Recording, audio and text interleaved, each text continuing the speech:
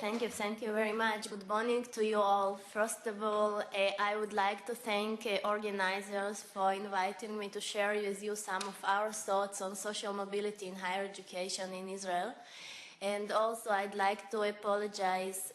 First, I don't know how to sing, sorry.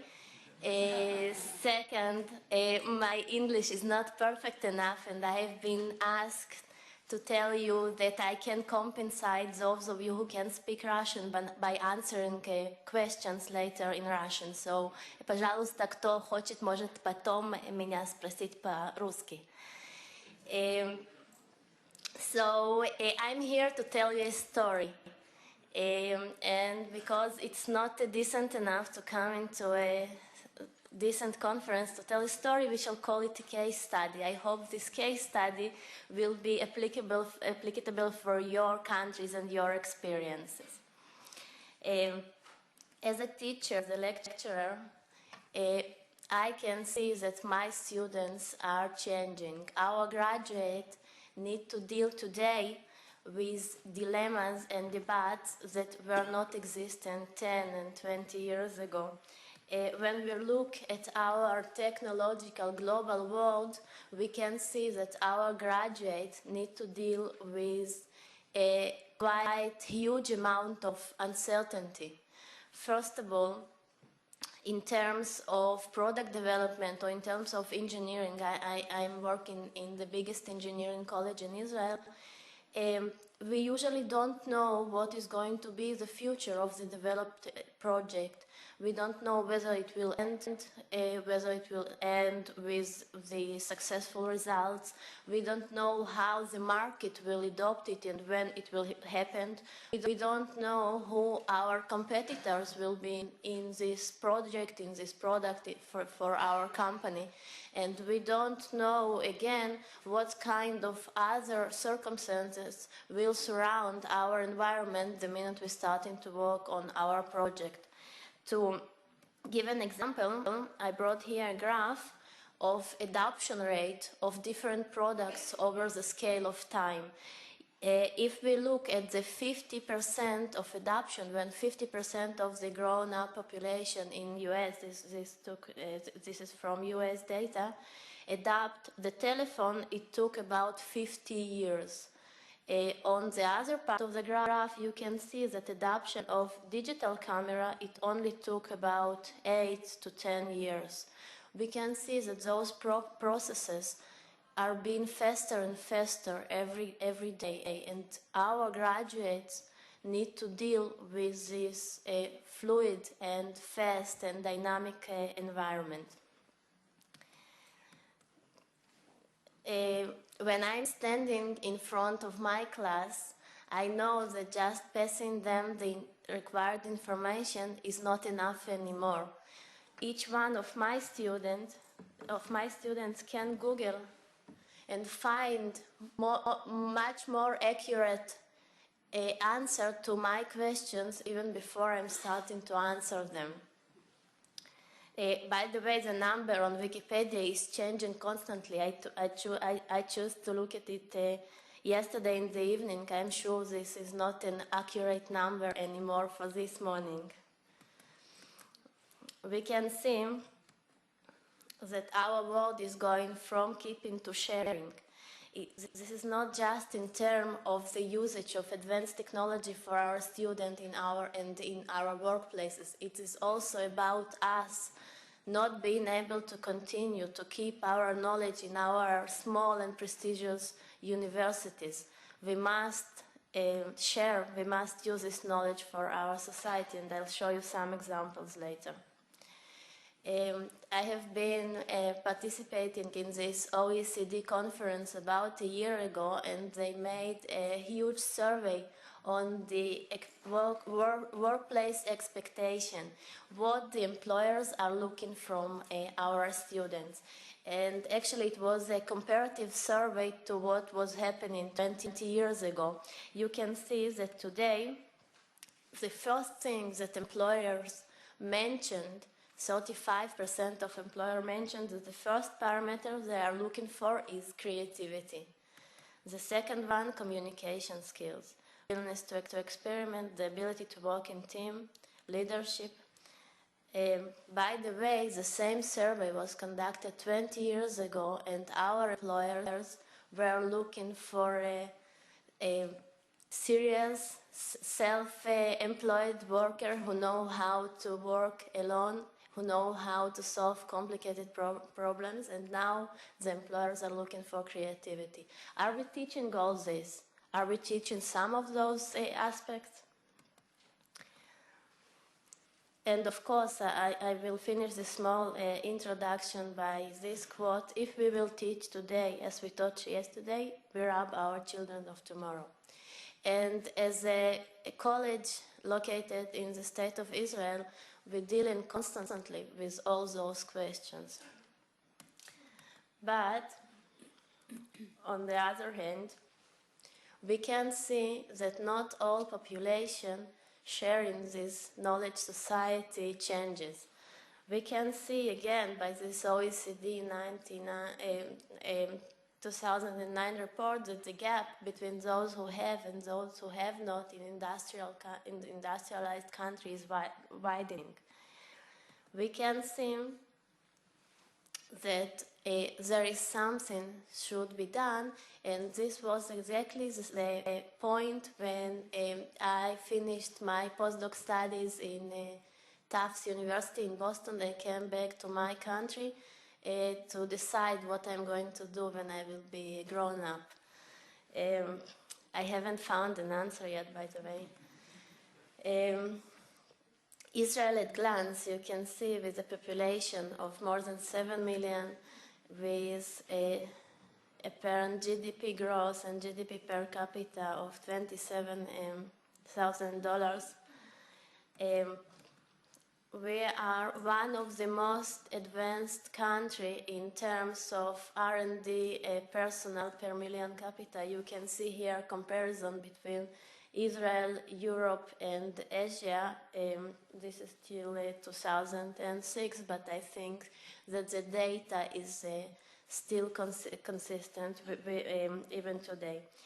Also, another parameter to measure innovation and investment is the number of patent applications per million capita, and you can see here comparison of Israel to Europe again, and to Asia. Israel is a black line.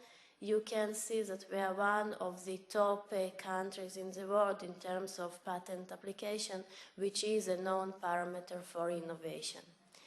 But apparently not all people of Israel are participating in this high-tech party. I'm coming from this distant place. You know, when in the moment of truth, the movie never works. Just a second.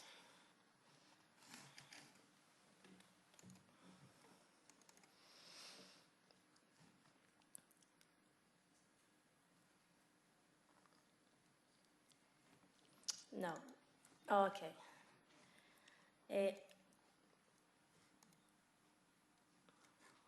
Okay. My student worked so hard on that I feel that I must show you. Okay, so we are here in Beersheba, the south periphery of the state of Israel. Here is the college, you can see it. And this is how it looks in reality.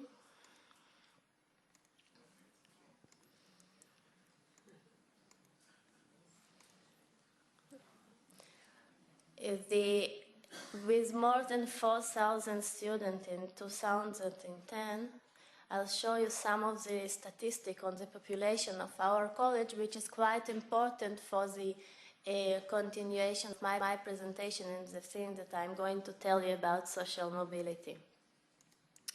This is, as I told you, engineering college, the biggest engineering college in Israel, with 27% female students, which is quite a lot comparing to the national statistic in universities, which is standing on 21%, and with around 12% of minorities between our students. and with more than 65% of students coming from geographical and usually socio-economical periphery of the State of Israel. So with 40,000 students, the college is 15 years old. This is actually a public college, and it was established as a governmental decision to widen an access to higher education for unprivileged population in the geographical periphery. This was the main mission and vision for the establishment of the college. And we started to think, how can we do this? One of the questions that was raised in here yesterday, how can we widen access without lowering the standard? What should we teach? What values, what competitive advantage should we give to our graduates in order them to be able to work and advance themselves in this complex and dynamic environment? And why basically should we do this? I don't want to speak in terms of equality or in terms of justice.